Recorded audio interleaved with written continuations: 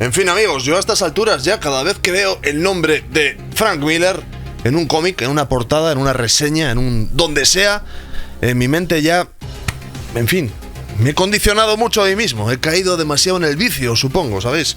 Y no puedo dejar de pensar Franco Miller. Lo he sembrado yo. Soy consciente que soy culpable de esa ola que me arrastra, ¿no?, hacia el infierno y la perdición personal.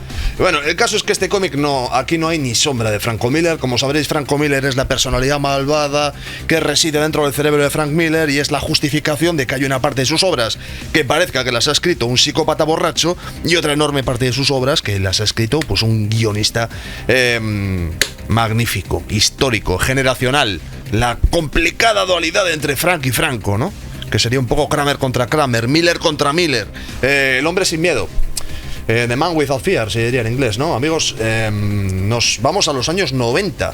Esto es una cosa un poco, a mí, ya os digo, este es un cómic de sensaciones encontradas. Sé que hay gente que lo considera clásico absolutamente incontestable. Sé que hay gente, menos por lo que parece, que no lo consideran para tanto. En ese segundo grupo estaría yo un poco. Y bueno, me gustaría ojearlo, lo voy a hacer igualmente, pero bueno, lo muestro como una especie de propuesta, ¿no? Me gustaría que me acompañaseis a lo largo de un viaje apasionante por los primeros años 90, de la mano de un equipo creativo formado por un Frank Miller, iniciando la segunda fase de su carrera, y en este caso como novedad gráfica, un Romita Jr., que como veréis dibuja muy bien. Un Romita Jr. en su mejor momento, que regresaba a dibujar al personaje de Daredevil después de haberlo estado dibujando durante una temporada relativamente larga en los años 80 con guiones de Ann Nocenti. Ambos personajes, iba a decir, ambos autores son famosos con Daredevil por motivos diferentes. Sobre todo Frank Miller es el autor más importante de la historia de este personaje, y salvo milagro, ¿vale? Salvo milagro absoluto, y que acabe apareciendo otro autor que haga cosas increíbles en algún momento, oye, nada es imposible, puede suceder, pero no parece que vaya a pasar. Siempre que pensemos en Daredevil, por lo menos en el mundo de los cómics, habrá que pensar en Frank Miller, porque es que es lo que es. Es el que le ha dado su imaginería más funcional, el que le ha dado sus mejores historias, el que acertó con su tono, el que lo convirtió en una historia medio de superhéroes, medio género negro, que es lo que hace que este personaje funcione de esta manera tan increíble, ¿no? Bueno, Frank Miller, años 80, tuvo dos etapas, una más larga entre el 80, creo recordar, 80, 81 o algo así, hasta el 84, podría ser, algo así. Joder, es que no creáis que manejo, más o menos la primera parte de los 80, ¿vale?, en la cual se encargó él primero como dibujante durante unos pocos números y luego como autor completo, y en la última fase trabajando con Klaus Hanson, que le hacía las tintas al principio y finalmente acabó siendo el co-dibujante, ¿vale? Pero bueno, era el Daredevil 100% Frank Miller. Un Daredevil que para mí es el mejor, es el que más me gusta de la historia de este personaje y del autor, sin duda. Pero bueno, ahí hay división. Y después hubo una segunda época de la cual ya hice vídeo hace muchísimo tiempo, que es Born Again, que es para muchos, considerada la mejor historia de Daredevil de la historia, el mejor Daredevil de Frank Miller, etcétera, ¿vale? Que son unos cuantos números, no recuerdo si eran 5 o 6 números, algo así, no lo recuerdo exactamente, dibujado por un David Mazzucchelli, sensacional, que además también dibujó con Frank Miller el Batman año 1, así que bueno, digamos que era un dibujante que a Frank Miller le iba perfecto. Y fíjate que en los guiones de Frank Miller es muy importante el concepto de los layouts, la estructura, la forma de las viñetas, el ritmo. Es como que cuando él no dibuja los cómics que escribe, siempre se nota que hay una parte visual que tal vez cojea un poco, pero es que Mazzucchelli, tío, es que es tan bueno. O sea, es un dibujante tan bueno, tío, que haciendo el trabajo a su manera, tanto con Batman como con Daredevil en los 80, no echabas de menos a Frank Miller. Que eso era increíble. Decías, es que esto está mejor dibujado que la versión de Frank Miller. Que eso, ya os digo, es que eso no lo puede decir cualquiera. En este caso, nos vamos a los años 90.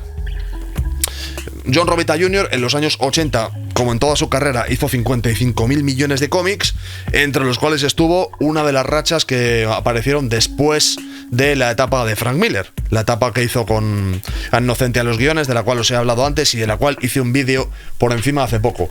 Y es un dibujante que se asocia bastante con el personaje, es un dibujante que hizo un gran trabajo y que, bueno, que empezó a despuntar con su estilo tan particular, ¿no? Con este rollo así más de línea recta, más, no sé cómo decirlo, más sintético, más, a veces muy cuadrado, dibujando las cabezas de manera muy cuadrada y demás, líneas muy rectas. Al Williamson es el entintador que le tenía más pillado el rollo, aquí le veis, que entre los dos pues tenían ahí una. A mí me gusta, la verdad es que me gusta mucho Romita Jr., este Romita Jr. en particular me parece increíble, y esto era un poco como en plan de, se encuentran autores relacionados con Daredevil que solamente son capaces de hacer algo bueno cuando se juntan, ¿sabéis? Era un poco el flow. ¿El problema cuál era? Empezamos con problemas, que estamos en los años 90, pero cuando esto se publica. Daredevil, del Hombre Sin Miedo, es una serie limitada que se publica en 1993-1994, es decir, en plena época Image Comics, básicamente, o sea, cuando la página doble estaba imponiéndose al raciocinio y a la inteligencia, y cuando los cómics llenos de violencia, miembros cibernéticos, mujeres neumáticas, tipos con androlona, diálogos sin sentido, batallas que ni empiezan ni terminan, pues se publicó esto. Y a ver, la verdad es que fue bien recibido porque esa década estaba necesitada de cómics como mínimo coherentes, ¿vale?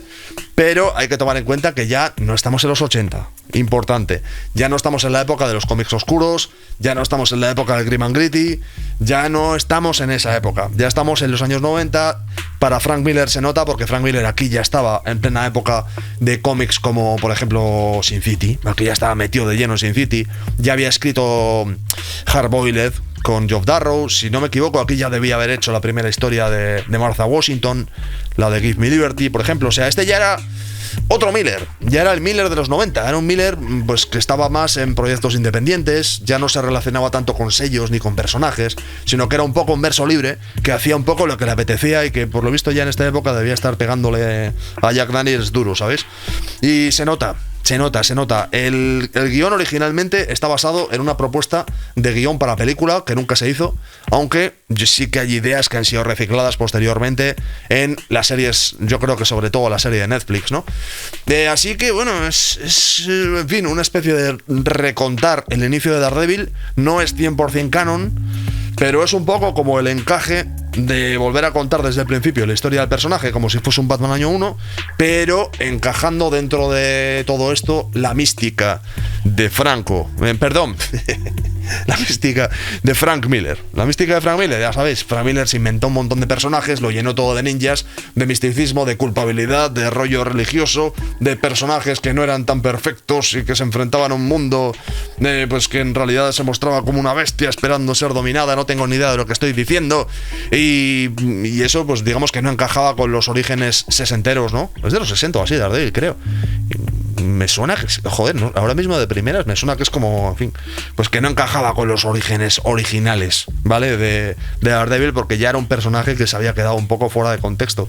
Y esto es un poco el recontar la historia por parte de Frank Miller, como decíamos. ¿Cuál es el problema? Por un lado, que la historia no es 100% canon, es un poco en plan, el propio Frank Miller aquí ya no era un empleado en Marvel Comics. Aquí Marvel le propuso volver al personaje y contar esta historia, hacer esta serie limitada y demás, y Miller dijo, sí, fantástico, pero tomad en cuenta que yo ahora soy una estrella del carajo, ¿vale? Yo ahora soy el fucking amo de los cómics, o sea, ahora mismo tengo a la industria en mi puño. Soy el tipo que, ¿sabéis? Pues eso, soy Miller, soy poderoso, así que quiero libertad creativa total y ya está. Y ala, Marvel, sí, ¿te gusta o no te gusta? Si no te gusta, venga, circula, ¿vale? Entonces aquí pues se nos va contando un poco la historia y la cuento un poco como le da la gana a Miller. Como os he dicho, hay cosas que se han sido respetadas como canon por algunos guionistas y hay otras cosas que no. Bueno, pues vale. Digamos que como inicio, para alguien que no conociese al personaje, es una buena manera de entrar, pero destacan cosas, ¿no? En primer lugar, pues bueno, ya el rollo este urbano, por ejemplo, que tenía el Batman de Miller, sobre todo el de la primera etapa, donde la ciudad de Nueva York básicamente era un personaje de la serie, aquí en los orígenes se integra. Eso pues es un punto a favor. Fantástico. Y se nos va contando la historia de un joven chico llamado Matt Murdock que vive en la cocina del infierno y hay policías en las calles y hay pillerías y este chico pues parece ser que tiene habilidad y pues eso. Aquí sale nada más empezar robándole su porra a un policía y metiéndose en el gimnasio de boxeo de su padre. Nada más empezar, pues eso, entendemos que es un diablillo de las calles, es un tipo que se ha criado en el gueto. Y se nos cuenta eso, que su padre era boxeador. Sí, es la historia que ya conocemos realmente. Solo que en este caso, Franco, perdón. Ya está, es que estoy enganchado a esa mierda. Prometo no volver a decirlo, a ver si lo consigo, Frank, aquí, como que carga las tintas. Sí que hay un poco de franquismo, ahora que lo pienso. Carga un poco las tintas de los elementos que pudieran ser más Oliver Stone, ¿sabes? Aquí, por ejemplo, el rollo del padre alcohólico, yo no sé si se debe beber, pero es evidente que el padre alcohólico que está echando de menos a su supuesta mujer muerta, que no hace, pues eso, que se preocupa por su hijo, pero que no es más que un boxeador al cual le han pegado demasiados golpes, tanto en la vida como en el ring, y como padre pues hace lo que puede, pero eso nunca es suficiente.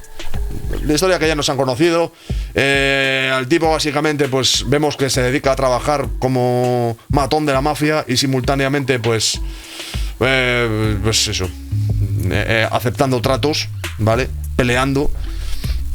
Y bueno, pues aquí le da la historia que ya sabemos, le hace moralinas, le dice, oye, prométeme que vas a estudiar, que no vas a ser un zopenco como yo.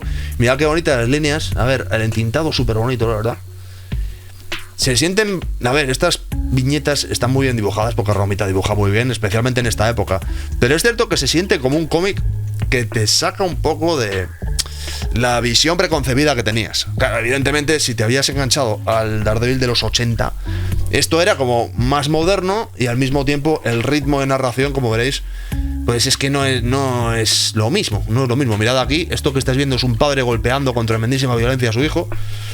Un hijo que se marcha a ver el mar después de haber sido golpeado y decide que nunca más los inocentes volverán a ser abusados por un alcohólico boxeador al cual han pegado demasiado y que se preocupa por su hijo y que va a ser abogado. De aquí en adelante será un picapleitos y le sacaré la pasta a todo el mundo. Vale. Sí, pues eso, que nos hablan que su padre y él tenían una relación complicada, que había bullying y peleas en los patios de los colegios, pues porque estamos en los años 90, esas cosas pasaban. A Matt Murdock pues le pegaban palizas tremendas, era un tipo que recibía golpes y que descargaba su cólera en el saco de boxeo por las noches en el gimnasio. Así que en el fondo siempre estuvo dentro de sí esa capacidad para la ley en física. Y de fondo se nos cuenta pues que hay un tipo aquí, un tipo que da paseos por ahí que, a ver, podría parecer un creep tremendamente, podría parecer un acosador de niños, pero en este caso simplemente es un tipo que se hace como el despistado y que, bueno, todos sabemos quién es porque lleva un palo stick, pues eso, ¿no? Se nos vuelve a contar la historia de cómo un día, salvando a un señor de cruzar un camión que lleva residuos radioactivos, acaba desparramando residuos encima de la cara de nuestro querido Matt, y nuestro querido Matt se queda ciego. Mirad qué viñetas más chulas. ¿Vale? Se nos va contando también el concepto de que aparece por ahí una monja de repente y lo que os decía antes de motivos, los motivos que había mostrado en los 80 Frank Miller, ¿no? De Daredevil, que es como que es una especie como de ahí, como inyecciones, ¿no? Serían como inyecciones en la continuidad, en plan de voy a añadir mis cosas al pasado del personaje. Y mira qué dibujo más chulo. Y aquí pues tenemos a Matt ya con su nueva realidad, que es la realidad del que ya, pues, que ahora ya no ve. Y bueno, también se nota mucho que son los años 90 en los discursos, en los diálogos, en las cosas que están escritas, porque es un Frank Miller que no sé cómo decirlo, tío, ya no escribe como un escritor de género negro. O sea, este cómic es más convencional, no en un sentido malo, lo digo, pero es un cómic, bueno, a ver, es otra cosa, no es un cómic que dirías, ¡buah, Frank Miller! No. O sea, trabaja más para el personaje que otra cosa, está más en modo automático, en modo cumplir. Y bueno, pues eso, que aquí el chico ciego está aquí, mientras tanto está escuchando cómo a su padre le intentan meter en chanchullos, el tipo está en las calles de Nueva York expuesto al abuso, pero hay un tipo que tiene una cara de mal rollo espectacular, lo siento, que está observando a nuestro niño ciego. Y bueno, pues en un momento dado, cuando nuestro niño se dé cuenta de que no es capaz de hacer nada con su vida, aparecerá desde las sombras y le empezará a entrenar. Le dirá, oye, yo soy ciego como tú. Lo que pasa es que, ¿sabes qué pasa? Que yo soy viejo y ninja. Y tú no eres viejo y ninja. Así que vamos a hacer una cosa, Matt. Te vamos a convertir en un viejo ninja. Ponte unas gafas oscuras, toma este bastón y ponte a recibir hostias. Que al fin y al cabo, a ver, estás acostumbrado ya, ¿no? Quiero decir, con tu padre... Y al final, pues bueno, acaban despertando los instintos mutantes, adolescentes, ninja y demás de Matt Murdock y se acaba convirtiendo en Esta secuencia además es referencia directa a una secuencia de una saga de los 80 de Frank Miller, ¿no? En la cual perdía sus sentidos de radar. Ya sabes que Daredevil sus poderes son básicamente los de un murciélago. O sea, es ciego, pero tiene un sentido de radar que mediante ultrasonidos y sentidos aumentados le permite como aumentar su percepción de su entorno. Eso es Daredevil, ¿ok? Y había una pequeña saga dentro de esa época, en serio. Ese cómic hay que leérselo, el Frank Miller, el Daredevil de Frank Miller de los 80, antes de Born Again, pre-Born Again, ese hay que leérselo. Sí o sí, increíble. Y pierde sus poderes y le tiene que volver a entrenar. Vuelve a entrenarle con un arco. Y aquí pues es como que se nos recuenta esa historia dando a entender que ya pasó en una época anterior. Y que bueno, que el propio Stick pues que le estuvo ahí, estuvo siendo muy exigente, porque se supone que esperaba grandes cosas de él. Una característica que tiene Daredevil también es el rollo de, no sé cómo decirlo, tío, de ser un poco como un héroe que está constantemente intentando redimirse. Esto os lo digo porque aquí parece como que Matt Murdock es el elegido de Stick, ¿no? En plan de, hey, he detectado que este niño puede tener un talento especial que podría ayudarnos a, en fin, a satisfacer nuestras necesidades de nuestra misión contra el mal, ¿vale? Y por el camino muestra que no es digno, luego sí, luego no, se redime, lucha, pelea, es muy cabezón, recorre las calles en tremenda página doble. Os digo una cosa, esto que estáis viendo, me voy a quedar quieto para que lo veáis bien, además con estas palmeras de fondo, caipiriñas, mentiras y cintas de vídeo, ya sabéis, con Samuel M. Jackson, con M de Miller en este caso, aunque es de Romita Jr. lo que estáis viendo. Esta página doble, para mí, con todo lo que tiene, con el dibujo, con la tinta, con la composición y con el color, es lo mejor de Born Again, iba a decir, joder, lo mejor del Hombre Sin Miedo. Esto que estáis viendo, para mí, es lo mejor. O sea, yo recuerdo la primera vez que me leí este cómic, esta secuencia como apareció de repente, esta página doble. Para mí este es el mejor momento. Cuando llegas a este momento es como, hey, se siente distinto, se siente más enérgico, se siente más joven, evidentemente porque el personaje es más joven, pero quiero decir que esa sensación de futuro, la sensación de futuro que reside en esta historia, aquí la percibes. En plan de, no tienes ni idea de la cantidad de carreras por los tejados de Nueva York, no tienes ni idea de la cantidad de peleas, la cantidad de persecuciones, la cantidad de momentos que vas a vivir en esta ciudad, ¿no? Lo que os contaba antes de integrar a la ciudad en la historia. Y además con Stick, que es un personaje que se ganó nuestro cariño. Además hay que tomar en cuenta una cosa. Ya sabes que en Marvel nadie muere salvo que alguien decida que va a morir para siempre, que suelen ser muy pocas veces y suelen ser terribles. Yo soy de la opinión de que si te cargas un personaje y haces que eso le duele al lector, respeta al lector, ¿sabes? Y mantén al personaje muerto. Crea personajes nuevos, crea una línea de continuidad. A mí lo de andar resucitando personajes, trayéndolos y demás, creo que solamente contribuye a que la creatividad se vaya desgastando, ¿sabéis? Nunca me ha gustado ese rollo de resucitar. Aunque bueno, hay casos y casos, ¿eh? En este caso Stick era un personaje que finalizó su intervención, digamos, en la etapa de Frank Miller de los 80 teniendo un final glorioso, ¿vale? Eso si no habéis leído la época os estoy haciendo un spoiler, pero bueno. Entonces, claro, aquí también al hacer este viaje en el tiempo y verlo en los tejados y verlo un poco más joven entrenando a Matt y tal, también es un poco un reencuentro. Que eso pues tiene sus cosas, ¿no? O sea, hay fanservice, aquí hay fanservice. Bueno, acelero un poco que se hace muy largo el vídeo. Como veréis, pues tenemos la historia del boxeador, ¿vale? Con su último gran combate en el cual, como en Pulp Fiction, es como Pulp Fiction. Le habían dicho, oye, sentirás ¿cómo sería? Un pinchazo en tu cabeza, será tu orgullo que intenta joderte, pues nada, déjate ganar y tal, pues no me dejo ganar, voy a reventarle la cabeza a ese tipo con bigote. Y finalmente, pues mirad con qué extrema violencia se lo cargan. Claro, esto ya es a ver, es un cómic de Miller. Vamos a hacer que llueva, vamos a hacer que sea una noche de Gotham. Sí, he dicho Gotham. Que llueva mucho y que esté muy oscuro y que le metan la pistola por la boca y dispare y Dios, que sea todo ultraviolento. Y bueno, pues al final lo que vamos viendo es eso, que van vengándose de los diferentes asesinos. La historia que ya conocéis. Nuestro querido Matt acaba pateando el culo de los malos de la mafia, 1 a 1. Inicialmente parece que no se va a cargar a nadie. Bueno, de hecho es que no se carga exactamente a nadie, pero sí que hay una cierta excusa argumental que estáis viendo ahora mismo, que bueno, que digamos que nos permitía que los malos sufriesen las consecuencias de sus actos sin que nuestro personaje pareciese directamente un asesino, ¿no? Bueno, cosas de la vida. La cosa es que esto precisamente que acaba de suceder, su sed de venganza, el utilizar sus habilidades para convertirse en un justiciero callejero, hace que este sienta que ha perdido la virtud, literalmente.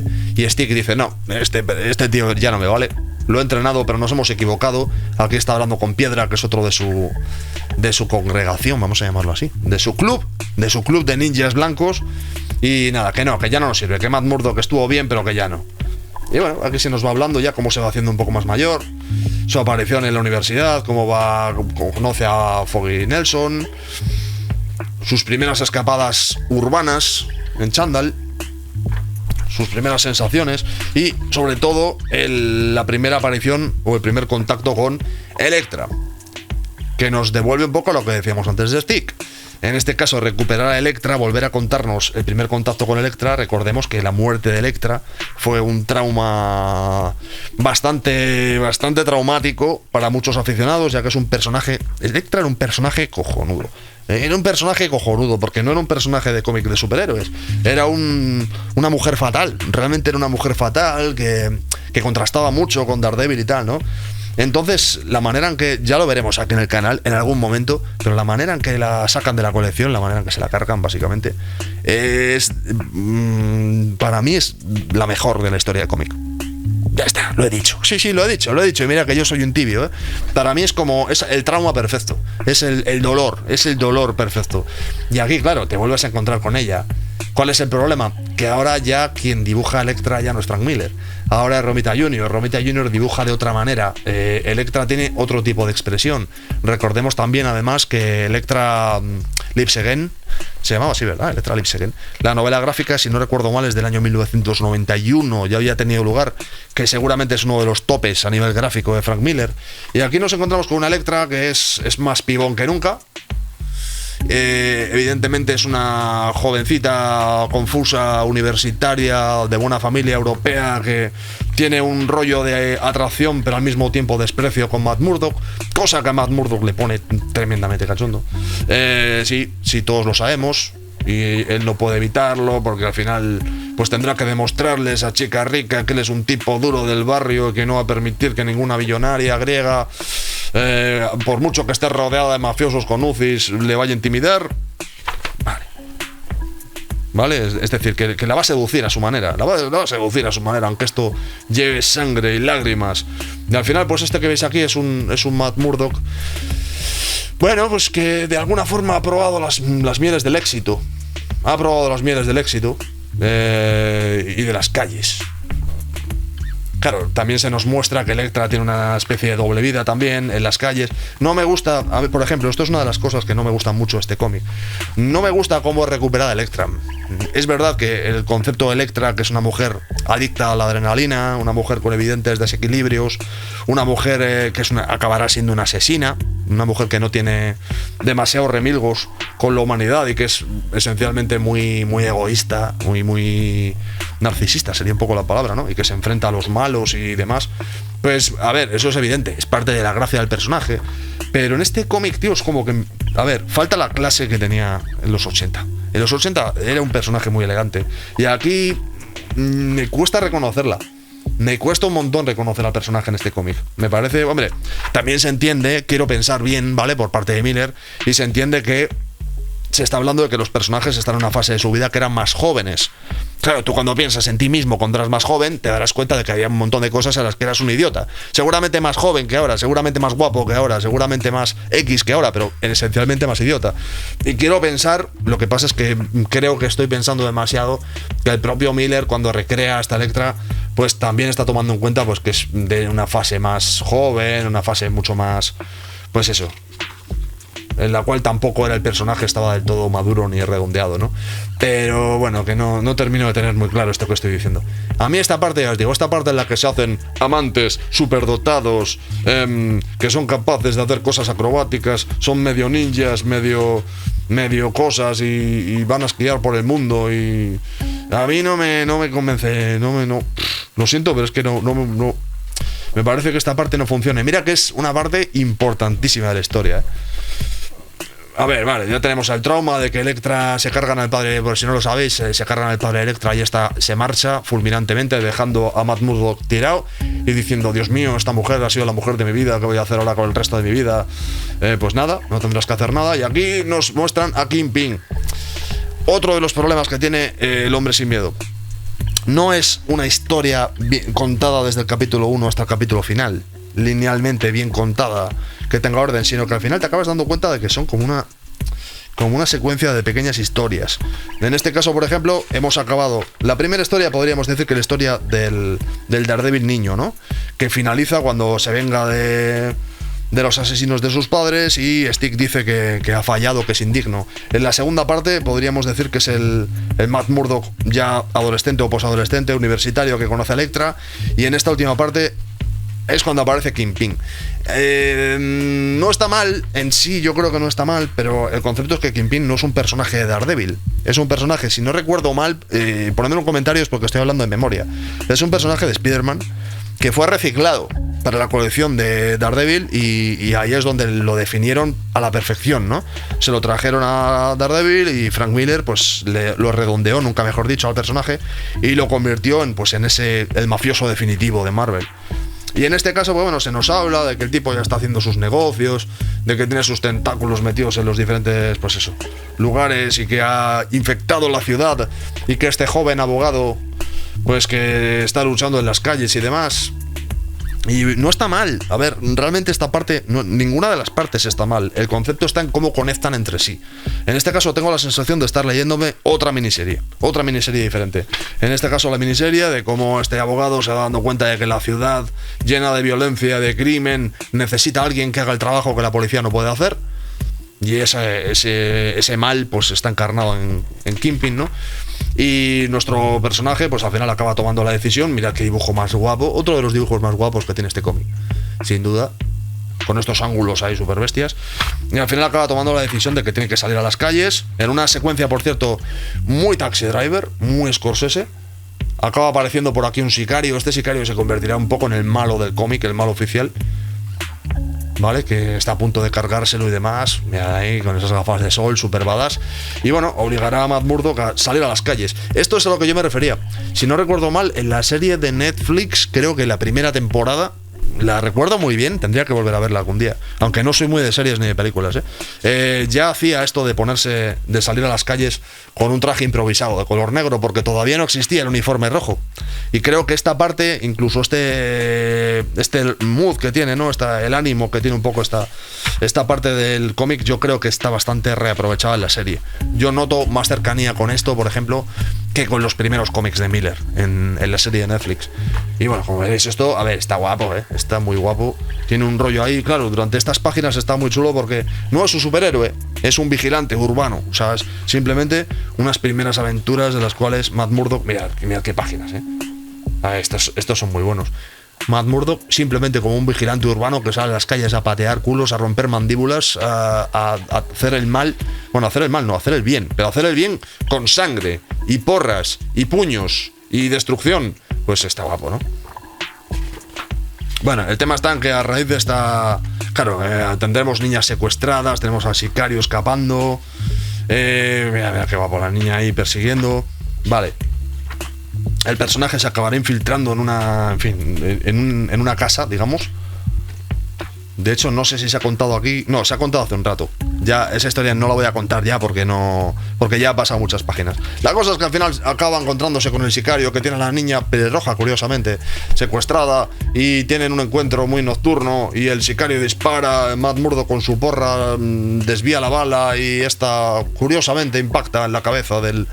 Mirad qué páginas más buenas, Que esto es como el momento badass, es el momento de, ostras, este tío se ha hecho mayor. Kingpin dice, ¿quién puede haber hecho esto? ¿Tendré un problema tal vez para el futuro? ¿Quién sabe? Y bueno, pues aquí básicamente ha nacido Daredevil. Aparece Stick para decir, oye, parece que estás empezando a hacer las cosas bien, pero no alucines, ¿vale? Y bueno, en la última secuencia del cómic aparecerá en tremenda página doble, ya por primera vez con el traje de Daredevil, como veréis, con las tintas de Al Williamson súper bonitas y tal. A ver, es un final que está guapo, es un final muy chulo, pero ya os digo que es que a mí en primer lugar, no consigo conectar con el... A ver, el estilo de Romita Jr. es bueno como dibujante, sí, pero hay que decir una cosa. A ver, vamos a decir una cosa. Este cómic no era para glorificar a Frank Miller. Frank Miller aquí ya llega como una mega estrella. Es decir, en el año 93-94 Frank Miller era el guionista de cómics más importante del mundo. O sea, no era un tipo que necesitase volver a Marvel. Volvió a Marvel porque le hicieron una oferta que le interesó y dijo, de acuerdo, dadme libertad y vuelvo. Pero aquí realmente el artista que tenía más que ganar era Romita Jr. Romita Jr. es un dibujante que toda la vida hemos tenido la misma circunstancia con él. Es un tío que siempre ha estado en ese nivel de superestrella, siempre ha estado con los buenos. Pues los buenos, pensad en los buenos de los 80, de los 90, los dibujantes que vendían millones de cómics, los dibujantes estrella, que la gente se compraba camisetas con sus dibujos, etcétera, ¿vale? Pues Romita Jr. siempre estaba llamando a esa puerta, estaba rozando ese nivel de mega ultra estrella. De hecho, le ofrecieron irse a Image Comics también en su época, o sea, estaba metido en ese mejunje, ¿sabes? Pero le faltaba su obra, le faltaba el cómic, ¿vale? Podéis decir, sí, pero si trabajó en Spider-Man, trabajó en Iron Man, trabajó en Daredevil con Ann Nocenti, trabajó en muchísimas cosas, pero una obra que digas, venga, un Born Again, venga, ¿sabéis? Pues yo que sé, una Fénix Oscura. No, venga, un Juicio Galactus, estamos hablando en términos Marvel. Si nos ponemos en términos Marvel, hablemos. Un cómic, un Conan de los años 70, por ejemplo, pues Winsor Smith o John Buscema. Una obra, ¿sabéis? Una obra en la cual el artista diese el momento pleno y se convirtiese instantáneamente en un clásico. Recordemos que en los años 90 Barry Winsor Smith, por ejemplo, hizo Arma X. A mí, ya solo con Arma X puedes quitar todo lo demás que ha hecho ese tío en su vida. Y ya a mí, solo por Arma X, me parece que es una obra en la cual ya está. Para la historia. O sea, Barry Windsor es de los mejores. Sin embargo, aquí, John Romita Jr., parecía que iba a ser el cómic, con el cual finalmente iba a tener un guión ambicioso, un guión no vinculado a una continuidad, que eso es importante para la libertad de un autor y tal. Y este iba a ser un poco su cómic. Es decir, coño, estás pensando en Mazzucchelli, pues aquí tenemos, ahí tienes Batman año 1, ahí tienes el Born Again de Mazzucchelli, ya está, indiscutible Mazzucchelli, ¿no? Pues a pesar de que este cómic está muy bien dibujado, no sucede. Y lo peor de todo es que me atrevo a decir que con Romita Jr. no sucedería nunca. Y eso que todavía después de esto le tocaba hacer el Punisher Warzone, ¿era verdad? Que era ahí con unas páginas gigantescas, personajes enormes. Me encanta su manera de dibujar de esa época. Pero tampoco. Y también hizo, ¿qué más hizo después más o menos en esa época? Hizo la serie de Cable, que era una noventada. A ver, que a mí como noventada, a mí me encanta John Romita Jr., ¿eh?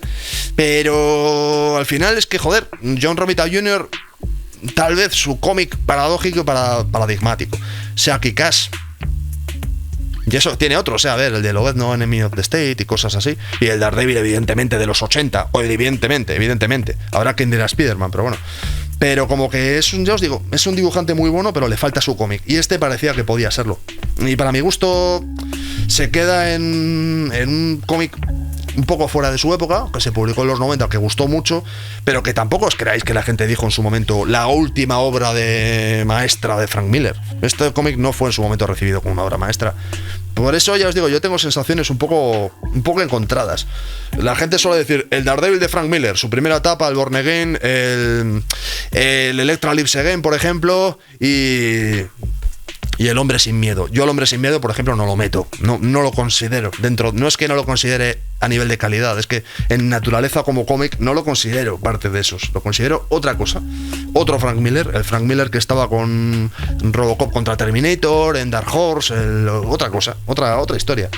En fin, seguro que hay algunas cosas que he dicho que estaréis en casa diciendo, pero este loco que está diciendo, este tío no tiene ni idea de lo que está hablando. Son opiniones, ¿eh? Yo soy solamente un tío con un micrófono. La única diferencia entre tú y yo es que yo tengo una cámara y un micrófono y tú no, y ya está. Pero no podrías poner un micrófono y una cámara y valdría lo mismo que la mía, tu opinión. No hay conflicto, amigos. En caso de haberlo, ponme en los comentarios si os ha gustado, si no os ha gustado, si os sentís identificados, si no es así, si tenéis propuestas para cómics futuros, si os encanta Frank Miller como a mí, si os encanta Romita Jr. como a mí, lo que sea, sueños, propuestas, expectativas, pesadillas, que esas cosas. Ponedme en comentarios, que ya sabéis que es el mejor lugar del canal. Me gusta el me gusta, como me gusta el me gusta, como odio el me gusta. Este botón no existe, no sé por qué sigue existiendo, pero no. Vosotros cuando lo veáis, acordaos de este sonido. Sin comentarios y no sé, pues compartid y suscribíos, ¿no? Que se dice siempre en los vídeos de YouTube. Yo creo que cuanto más lo dices, menos se produce, pero hay que insistir, la gente lo necesita. Luego por la gente, por el pueblo, ¿sabéis? 2 palabras para despedirnos. Frank Miller. Frank Miller. ¿Estamos? Sí. Frank Miller. Va, venga.